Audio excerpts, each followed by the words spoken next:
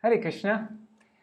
So right now I am supposed to be proofreading an article by Srila Vaman Goswami Maharaj about the appearance of Srimati Radhika. And he's telling a bunch of different stories from the Puranas, and yeah, it's pretty interesting. And I thought, while I'm proofreading this, I might as well just record the video so that I can share it later. I'll just do a quick Jai Dwani.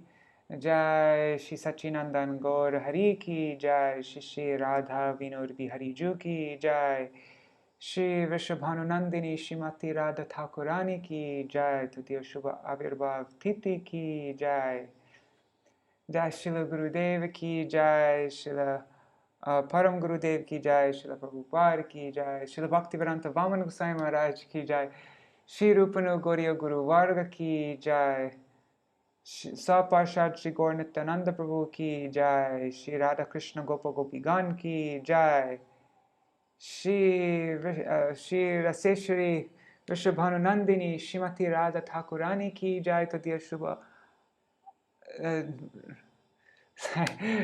Radhashtami Titi Ki Jai, Titi Palan Kari Bhakta Vrinda Ki Jai, Shri Vrishabhanu Maharaj Kirtida Maya Ki Jai, Shri Raval Gram Ki Jai, Shri Vrishabhanupur Ki Jai, Vashana Dham Ki Jai, Shri Harinam Sankirtan Ki Jai, Anantakoti Vaishnav Vrinda Ki Jai, Shinitai Gaur Premanande Hari Hari Bol. I'm actually recording this the day before on Lalita Saptami, but I'll upload this tomorrow. All right, let me hide my screen. Sorry, one second. How do I do this? There. All right.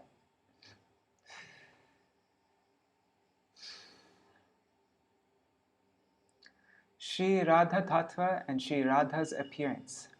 Excerpts from the writings of Srimad Bhaktivedanta Vaman Goswami Maharaj, presented in English for the first time.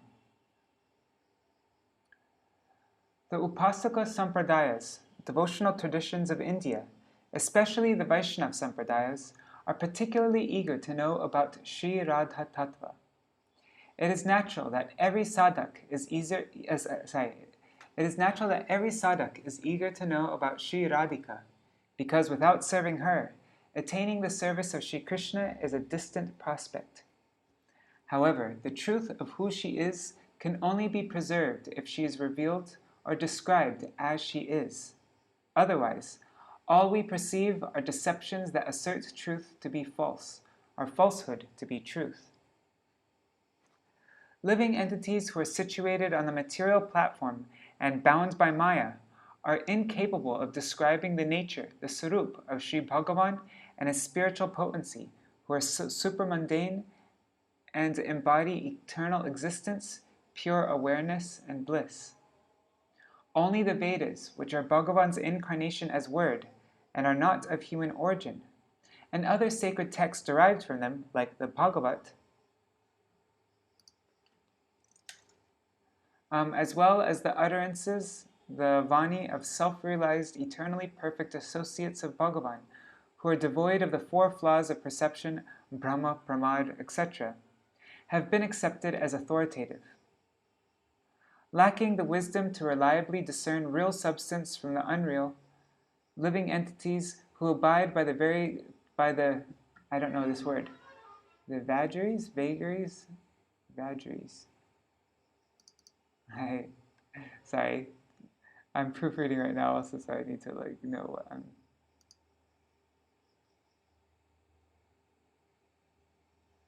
anyways, this is an unexpected and inexplicable change in a situation or in someone's behavior. Okay, idiosyncrasies. Okay. I still don't know how you say it, but those who abide by the vagaries of their own minds are eager to prove what is true to be false and what is false to be true. Nowadays, many poets, academics, and philosophers who are not acquainted with the truths of Dharma, and who, despite being bereft of proper understanding, consider themselves pundits, are confusing inquisitive seekers of truth with their own incoherent statements and theories that abound with flawed notions. The truths of Dharma depend on sadhana.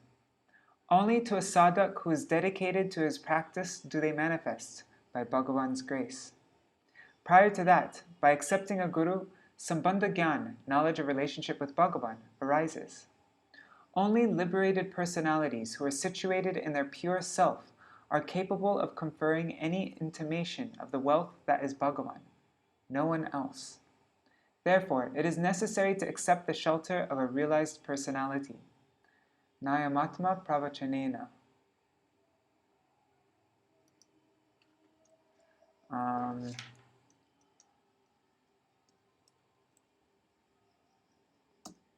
I think I'll give the verse reference for this. I'll do this after I stop the video. I'm just gonna, 1 second. Okay. This is a verse, Nayamatma pravachanena labhyo. The self is not realized through delivering lectures. From this statement of Shruti, the Vedas, it is understood that only by the grace of Bhagavan is the knowledge of truth attained, not by material learning, intelligence, and scholarship. In regard to Sri Rādhā-tattva, various Upasaka Sampradayas harbor many different distorted theories. Those who seek the truth, however, are not bewildered by that, and accept only the description affirmed by Sattvika scriptures as it is. In many instances, statements found in Rajasic and Tamasic scriptures that concur with the Sattvic scriptures are also accepted as authentic by the Sattvata, the devotee community. In Skanda Purana it has been said,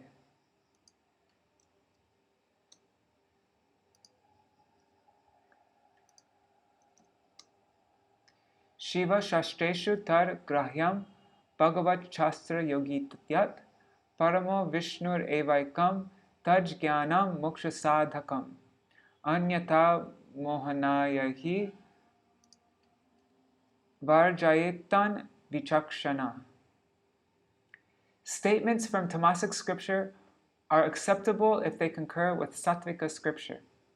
Vishnu, who is equipped with all potencies, is the supreme truth. This knowledge leads to liberation. Other types of statements are to bewilder the demons. Scholars who behold the truth discard all those utterances as inauthentic. There are many who say, though Srimad Bhagavat is a Vaishnav scripture, you cannot find Sri Radhika's name in it. Because there is no mention of she with whom Sri Krishna enjoyed all of his amorous pastimes. Many also become doubtful of Srimad Bhagavat's authenticity and excellence. You know what? I'm just going to add an M there.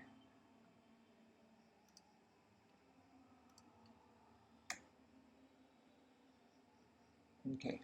However, those who have had the fortune to study the Bhagavat under the guidance of a guru who beholds the truth, Tattvadarshi, is conversant in Shabda Brahma, Bhagavan's form of sound, and realization of Parabrahma, the Supreme Being, have discerned the mention of Sri Radha's name in many places in Srimad Bhagavatam.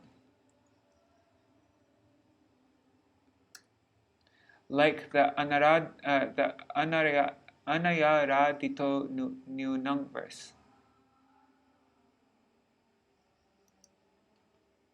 I'll give the reference for this. I'll do that later though. I'm going to go over this again after I finish reading this also. Besides Srimad Bhagavatam, Sri Radhika's appearance and tattva are described in many Puranas and Upa-Puranas. Sri Rādhā-tattva as spoken by Sri Krishna himself. In regard to Sri Rādhā-tattva, it is described in the Sri Krishna Janma Khanda section of Brahma Vaivarta Purana that Bhagavan Sri Krishna spoke as follows. Dear Radhike, remember the incident in Goloka. You are my beloved, dearer to me than my own life, and you grant all auspiciousness. Who you are is who I am. There is no difference between us. Just as the whiteness is forever inherent to milk, heat to fire, fragrance to earth, I too forever dwell within you. As the potter cannot make pots without clay, and a goldsmith could never make gold earrings without gold, I too am not capable of creation without you. You are the foundation of creation, whereas I am the seed. O virtuous one, you frolic at my chest. As the ornaments make the body beautiful, you affect the beauty of my body.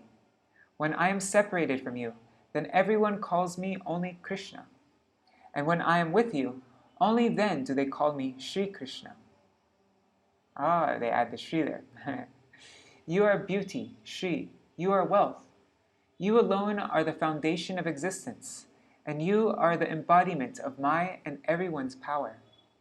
Hey Radhe, you are the supreme power, and I am the supreme person. This is what has been determined in the Vedas. You are Sarva Swarupa, the feminine nature of all existence. I am Sarva Swarupa, the masculine nature of all. While I am Tejorup, the effulgent masculine form, you are Tejo Rupini, the effulgent feminine form. O beautiful one, when, by supreme yogic strength, I become the seed of everything, then you become the embodiment of all power and take form as all feminine forms.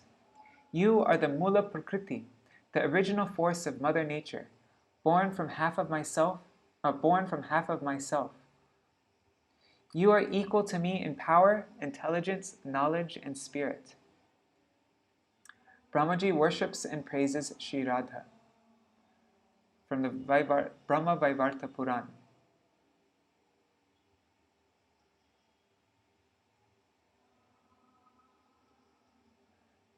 This should be, I should end the quotation marks here though. And this is also from the Brahma Vaivarta Puran, isn't it? It is.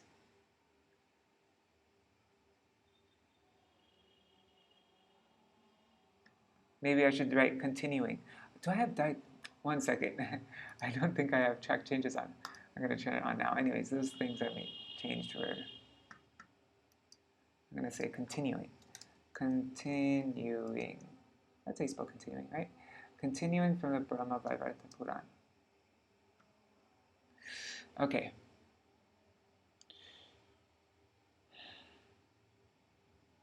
Brahmaji worships and praises Sri Radha. There then appeared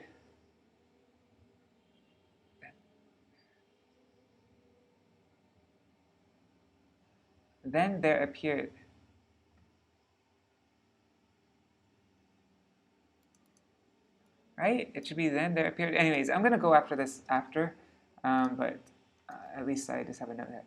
Then there appeared the four-handed Brahma, holding a rosary and a water pot in his hands and smiling gently. He first approached Krishna and, with bowed heads, tears in his eyes, and his heart bristling with ecstasy, offered his obeisances to Sri Krishna, praising him with hymns of the Agamas, the Tantras. Then he approached Sri Radhika, and cradling her feet in the locks of his hair, washed her feet with the water from his kamandalu. Hey, I made these changes before. I don't think Shiva's got my latest, because I went through this once before. I totally changed that. Anyways, I'm going to look into this after. Then, folding his hands, he began to praise her.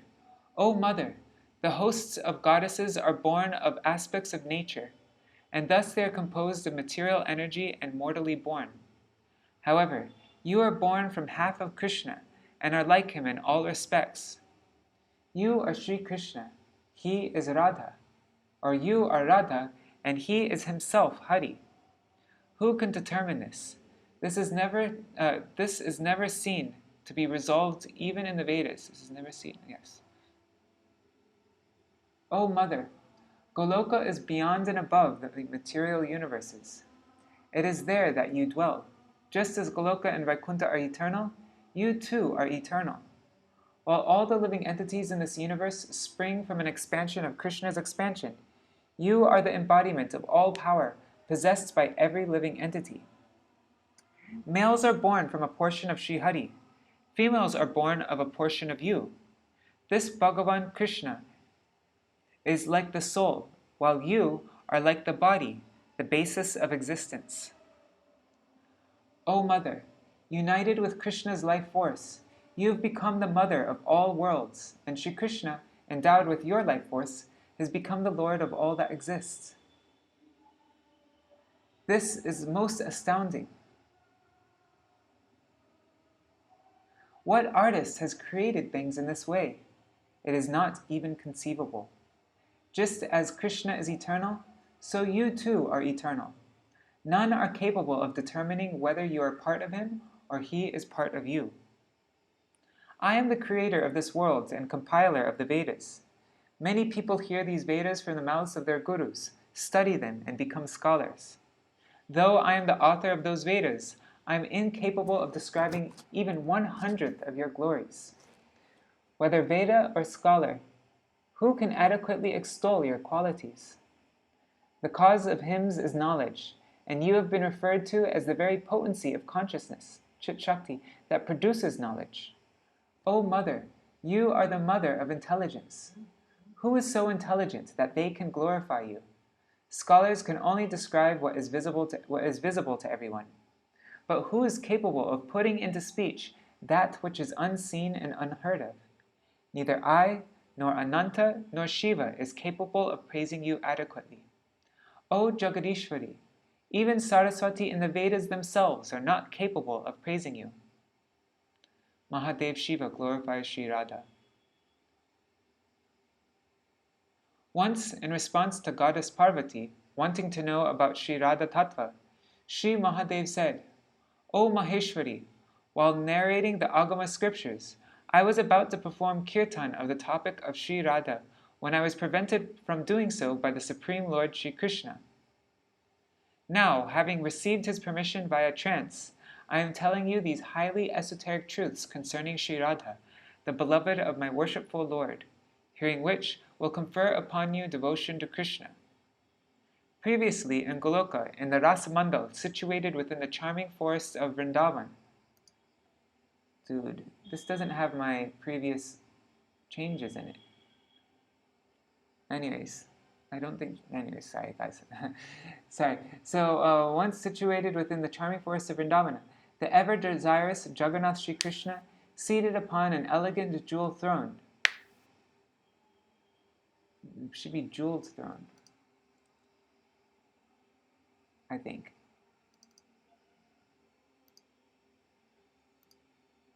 Manifested himself in two forms in order to engage in pastimes. From his right half, he assumed the form of Sri Krishna, and from his left limbs, he donned the form of Radha. I think we should add in a Sri Radha. Okay. Adorned in jewel-studded ornaments, that supremely gorgeous Radhika Devi situated herself with that Ras Bihari within the Ras Mandal. In garments as pure as fire, her limbs shone like millions of moons, and her face carried a mild, gentle smile. Her braided hair was decorated with garlands of malati jasmine, and the jeweled necklace she wore dazzled like the rays of the sun. Her conduct is endearing to Sri Krishna in every respect, as she offers up her very soul. Sri Radha adores and worships Krishna, and Sri Krishna adores and worships Radha. Both are equals, say the saints. Dirge! What does dirge mean? Never seen that before. That's really interesting. Oh, it's Durge. Duh. I thought it was an English word, of course. Sorry about that. Does Durga have a long U, though? I'll look this up after. Durge. Sorry about that. Just by uttering the sound Ra, devotees attain the state of liberation, mukti. And just by, maybe I should say O Durga so that people don't make the same mistake. O Durga. And I think it's a long A, right? Durga. O Durga. Just by uttering the sound Ra, devotees attain the state of liberation, mukti. And just by uttering the following syllable Dha, they attain a place at the lotus feet of Sri Hari. Sri Radha, the goddess of Ras. Yeah, this doesn't have my changes in it. Appears from the left side of Ananga Mohan, the beguiler of Cupid. All other goddesses arise as aspects, ankshas of her. From Sri Radha's pores came the multitude of gopis, and from her left half arose Mahalakshmi. Sri Radhika herself dwells forever on Sri Krishna's chest, and she is the presiding goddess of all Krishna's life force. O Parvati, Sri Radhika, the blessed beloved of the transcendental personality, Sri Krishna, is dearer to him than his own life. The supreme goddess Sri Radha, who is the Mula Prakriti, is related to the Supreme Lord Sri Krishna as the limbs of a body are related to the body itself. O Devi, serve the feet of the most worshipful Sri Radha and Krishna, who are beyond the modes of material nature. Know this alone to be the quintessence. One second, guys. I should look this up. The goddess of. I'm just going to look up the goddess of Vrindavan and see how we do that in our books. Because I don't think it should be capitalized, actually. I like it capitalized, but I think the GBP and BBT standard is not. So let's see. The goddess of... Oh, you can't even see my screen right now. Oh, one second. Hit list.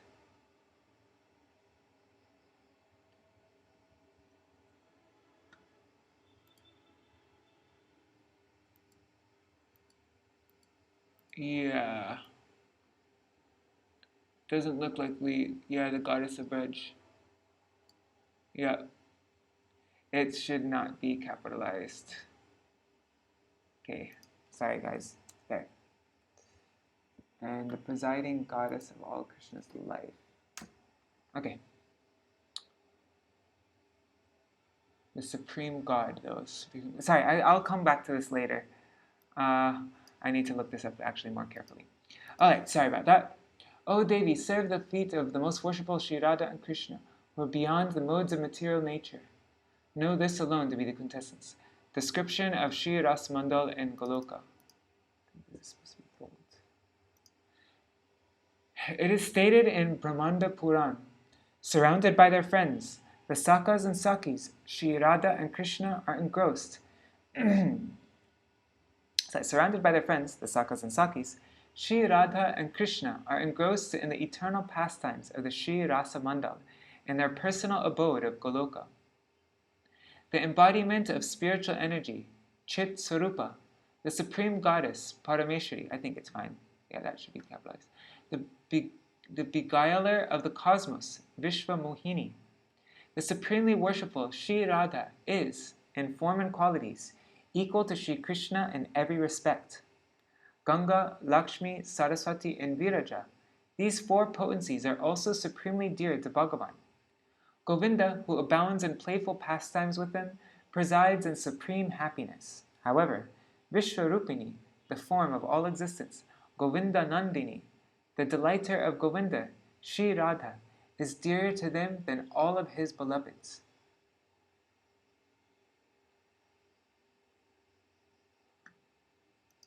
You don't need to say of, right? You just say all his beloveds. And all his beloveds, yeah. In the Rasa festival, to alleviate Radhika's anger, Sri Krishna divided his form into many. All his forms were equally resplendent. That is to say, they were all equal in munificence, audarya, and sweetness, madhurya. They're all equal in munificence and sweetness, to the splendor exuded by that two-armed form of Sham Sundar, who held the Murali flute and wore a garland of forest flowers. Okay, so all those forms of it were equal to that. When Sri Krishna divided himself into hundreds of forms, Govinda Mohini Radha, she who bewilders Govinda, also replicated into hundreds and hundreds of forms. These forms that emanated from her very self mingled with the gopis who had emanated from her limbs and created Sri Krishna's Rasa festival,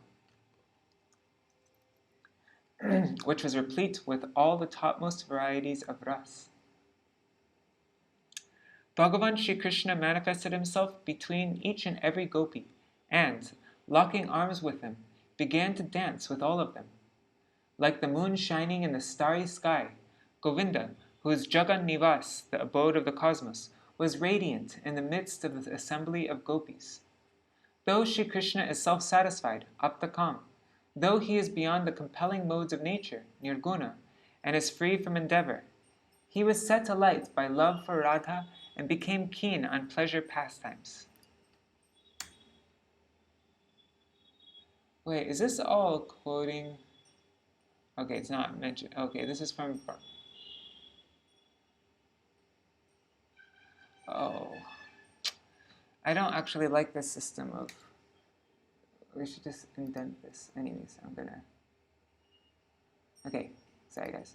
As the Rasa festival ensued in the abode of Goloka, Vagvadini, the composer of divine melodies, Saraswati Devi, began to play her melodious sweet veena, while others began to play drums like mridanga and panava, thus absorbed in performing kirtan of Sri Krishna's Ras Leela.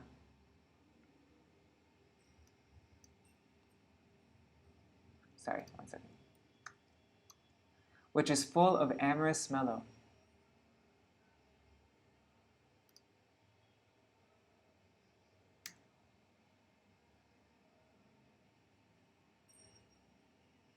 I wonder if this is still speaking from the whatever Puran or from the Brahmanda Puran. I have no idea. King Vrishabhanu receives Mahamantra initiation and performs austerities. There is once a king by the name Mahabhanu, who was a lord of Gokul and the foremost of Gopas. He had 4 exalted, self-controlled Vaishnav sons by the names Vrishabhanu, Ratnabhanu, Subhanu, and Pratibhanu. From among them, it was Vrishabhanu who was coronated king. For the pleasure of the Supreme Lord, he performed hundreds and hundreds of Rajasuya and other yagyas. Though he was born in a dynasty of Vaishyas, of merchants, through the strength of his own arms, he came to govern many kingdoms and became sovereign king, much like the Rajarshis.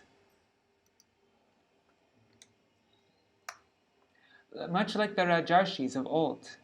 He was self-controlled, had conquered his senses, was supremely generous, was worshipped by all kings, and was a maintainer of all dharma. In this Vrajdham there lived a wealthy devotee of Vishnu, an esteemed Gopa by the name Bindu. From the womb of his wife Mukhara were born Bhadrakirti, Chandrakirti, Mahabala, Sridama, Mahakirti, and these 5 sons.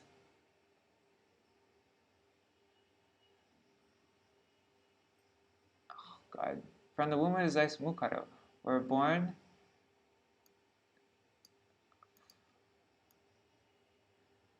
I just want to change this.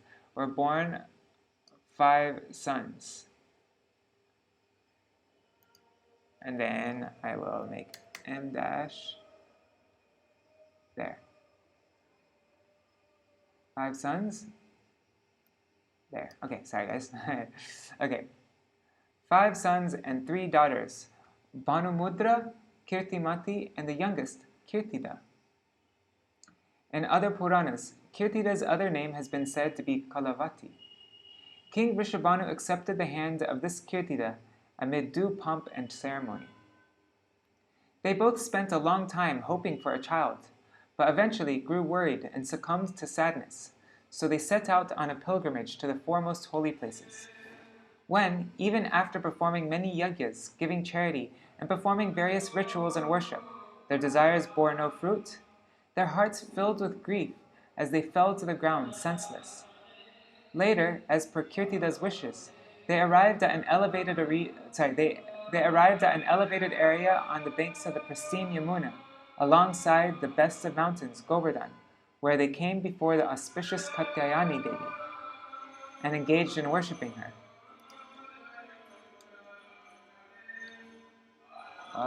One second, I'm just going to close my window. Wait. And it's not a capital H here. Sorry. I'll be right back. I just need to, I'm closing my window.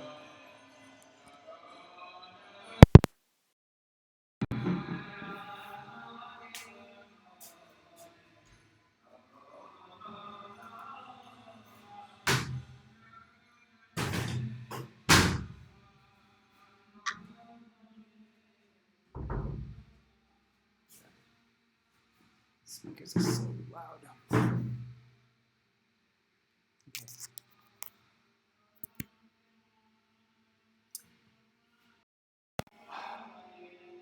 Okay, so Vrishabhanu, who had full control of his senses, stopped eating, took a vow of silence, and aligned his soul with Paramatma, situated in the thousand-petaled lotus, becoming absorbed in rigorous austerity. In this way, when 100 years had passed, Vagdevi, Saraswati, addressed him from the sky in a deep, booming voice. O son, without hearing the name of Hari, the living entity's ears are not cleansed. Therefore, you should accept Sri Nam from a guru and, according to the proper process, perform kirtan of those holy names. After hearing the aerial voice, Vrishabhanu humbly said to the goddess, O Mother, you are the cause of universal creation, maintenance, and destruction. This order you have given me, to accept Harinam. Please describe to me precisely its glory and how to perform it. Thereafter, King Vrishabhanu, as per the advice of the goddess, so annoyed that none of my changes are in here. So King Vrishabhanu, as per the advice of the goddess, arrived at the ashram of Mahamuni Kratu on the sandy banks of the river Viraja, received Harinam Mahamantra, and also became acquainted with the process of chanting Sri Nam. Kratu Muni, having given the Harinam Mahamantra to King Vrishabhanu, once again said to him, Son, for Vaishnavas, and especially in the case of Shakta, Sora, Shaiva, and Ganapatya initiation, only the performance of Harinam Kirtan purifies the oral faculties. In other words, because of impurities within the oral faculty, without first of all having Harinam Diksha, no other mantra will bear results. Ears into which Harinam has not entered are impure, like the ears of a dead body. In other words, as long as one does not receive Harinam Diksha, one's ears remain impure. Once Harinam enters, one attains purity. O Mahabaho, O strong-armed one, I have given you this Harinam. Hereafter, practice this with full concentration of your heart and soul. King Vrishabhanu immediately offered obeisances to Kratu Muni, and, following his order, chanting the Harinam Mahamantra incessantly, came to the bank of the Yamuna. After much austerity, Jagan Mata, the world's mother, Katyayani, pleased with the king, appeared there. Vrishabhanu paid obeisances to the Mahadevi with great devotion and offered prayers to her. Katyayani Devi said, O son, I have become satisfied with your austerity, worship, and your worship, prayers, and devotion. Ask for the boon you desire. King Vrishabhanu, eyes blooming with delight at hearing the goddess's compassionate words, began to say, O goddess, if you are pleased with me, then know my heartfelt ambition. If it can be granted, then please award me that cherished boon. When the mother of the universe, Katyayani Devi, heard Vrishabhanu's words so filled with a mood of devotion, she placed in his hands an egg that had the effulgence of thousands of suns, and disappeared from that place. King Vrishabhanu, supremely delighted to obtain this egg, returned to his palace. Sri Radha's appearance in Boma Vraj.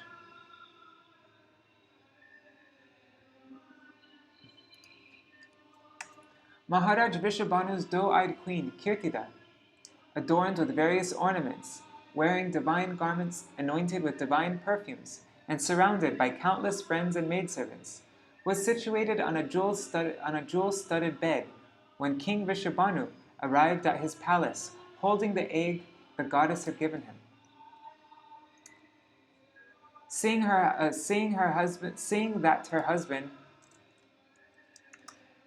her husband had arrived, worn out by fearsome austerity, his body covered with dust, but overjoyed at heart, she hurriedly rose and came to stand before him, her face shyly bowed. King Vrishabhanu then placed that majestic egg given by the goddess in the hands of his beloved Kirtida. As she beheld that divine object that encompassed all the power in existence and shone the brilliance of millions of suns, she became overwhelmed with wonder. Before her eyes, the egg split in two halves. As soon as it separated in two, a breeze filled with a pure, enchanting fragrance began to blow. All the 10 directions, the bodies of water, like reservoirs, lakes, rivers, and oceans, and the hearts of all living entities, all seemed to blossom. The Devas, Gandharvas, Vidyadharas, Apsaras, Siddhas, Sadhyas, Kinnaras, all gathered in the skies. At that time, Vishnu, Brahma, Maheshwar, and Vishwadev, the 2 Ashwini Kumars, the personified planets, constellations, 49 Vayus, and the Pitris, forefathers of humanity, the Rishis, and the Manus, all appeared. I think Rishis is not supposed to be capitalized there. The Gandharvas began playing instruments. The Apsaras began to sing. The equipoised minds of the Sadhus became pleased. The Munis and Sadhus began offering prayers, and from the sky, the demigods began to shower flowers. On an auspicious day, at an auspicious hour, on the 8th day of the bright fortnight of the month of Bhadra. Is it Bhadra? Yeah, I think so. The mother of the universe, the beloved of Hari, Sri Radha, who is Ayoni Sambhava, not born from a womb, appeared in Kalavati, that is, Kirtida's lap. Just as the hearts of all living entities blossom with delight at the rising of the moon, each and everyone attained happiness. Each and everyone? I'm going to look that up. I think it should be something else. Maybe. Each and every person, right? Or each and every... I don't know. Anyways, each and everyone attains happiness at the appearance of the Mula Prakriti, the root of all energy. Sri Radha's Jata Karma, birth rituals. Her figure resembled vine-like streaks of lightning, and her complexion was like molten gold. She was adorned with armlets, necklaces, a crown, and other ornaments. That goddess Radha,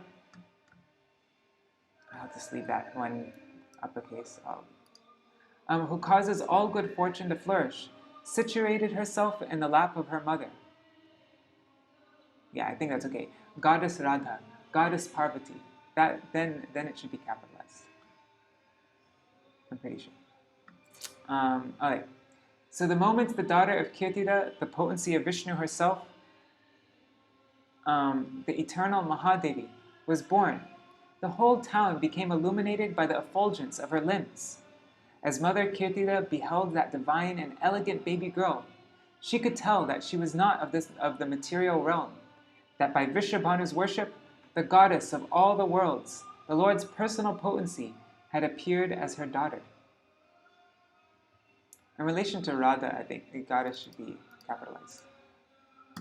By the way, I'm going to go through this all a second time, so don't get worried if you see me miss something. Kirtida informed the king of how her beautifully resplendent daughter had been born into her lap, healthy and whole. Hearing those ambrosial words, the great illustrious King Vrishabhanu was overjoyed, and, for the pleasure of Bhagavan, began to give away many precious treasures, jewels, garments, and other items to the servants and maidservants who had brought him the news. Then he distributed to the Brahmins the finest clothes, hundreds of cows, hundreds of pots of yogurt and milk, the finest rice, and other grains and pulses. He then gave profuse charity to the poor and destitute, the disabled, the blind, orphans, elderly, and all the children. At the news of the birth of the king's daughter, many male and female singers, dancers, musicians, reciters of hymns, various storytellers, minstrels, and bards arrived there, and the king granted them suitable charity as well. Receiving the news that the king had a daughter born with all auspicious characteristics, the Brahmins, Kshatriyas, and various members of the four castes, including prominent artisans and craftsmen, inhabitants of the countryside, and the townspeople, started arriving at the palace to see the newborn baby girl. It's not that annoying to make them all lowercase. I'm just annoyed that I've done this all already, and that my changes were just all lost. Vrishabhanu knew himself to be fulfilled, as his heart blossomed with delight. He knew his austerities and his birth itself were a success. Keeping the Brahmins in front, surrounded by his friends and relatives, he went to Kirtida to see the face of his daughter and had the Brahmins perform the birth rituals and swasti vachan, blessings for health and prosperity. Priests established a fire according to proper ritual tradition and worshipped the god of fire by offering oblations of clarified butter. Seeing the king seated, surrounded by his friends and relatives, Kirtida addressed him as follows, her voice choked with happiness. O Lord of Kings, satisfied with our austerities, the cause of all auspiciousness for the living entities, the primeval supreme goddess has appeared in our home. The king then folded his hands and, with full devotion, fell to the ground like a stick, offering obeisances to the goddess. He said to Mahadevi, I am incapable of knowing you in truth, so kindly enlighten us in regard to your own personage. The supreme goddess then said, O Father, know me to be Narayani, Narayan's counterpart. Sanatani, goddess of eternity. Mula Shakti, the root of all potency. I am fully worshipped and adored by Bhagavan. I am the Para Shakti, the supreme potency, obscure even to the four Vedas, inaccessible by mind and words. Father, you worshipped me profusely with Mother Kirtida, and that is why I have appeared as your daughter. Saying this to Father Vrishabhanu, the goddess once again covered everyone with illusion and, like an ordinary child, put her big toe in her mouth, wanting to nurse, and began to cry. The supreme goddess began to manifest herself in an exceedingly gorgeous form, beautiful in each and every limb, reddish like a pomegranate blossom, and as brilliant as thousands of suns. That fortunate King Vrishabhanu then had the Brahmins complete all the birth rituals and other traditions for his daughter. The supremely worshipful goddess had been worshipped Aradhita through fierce austerity, and therefore Father Vrishabhanu named her Rādhā. Sorry, I didn't read that nicely. The supremely worshipful goddess had been worshipped Aradhita through fierce austerity, and therefore Father Vrishabhanu named her Rādhā. Translated from Srila Bhaktivedanta Vaman Goswami Maharaj's Prabandhavali by Rays of the Harmonist team. What Srivas translated before was double the size of this. More than double, actually. It was a super long article. Maybe it could have been a booklet.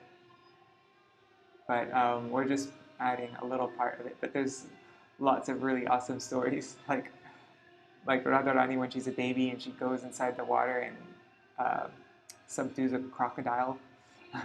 that attacked her mother. Like tons of like really wild stories. I think that's why we didn't put them in there, because they're just, it's too much, and also, I don't know. All right, so I'm gonna end this now. I'm gonna see what's up with my previous work on this file. Thank you for reading with me, and sorry for all the interruptions. Yeah, anyhow. I actually lots of times find things when I'm reading out loud, and so I thought if I'm reading out loud, I might as well just have the video playing. So. All right, Jai Shri Vrishabhanu Nandini, Shri Kirtida Nandini, Shri Mati Rādhā-tattva ki Jai. Srila Gurudev ki Jai, Srila Prabhupada ki Jai, Shri Rupanu Gauriya Guru Varga ki Jai. Shri Harinam Sankirtan ki Jai, Ananta Koti Vaishnava Vrinda ki Jai, Shri Nitai Gaur Premanande, Hari Hari Bol. Hari Bol.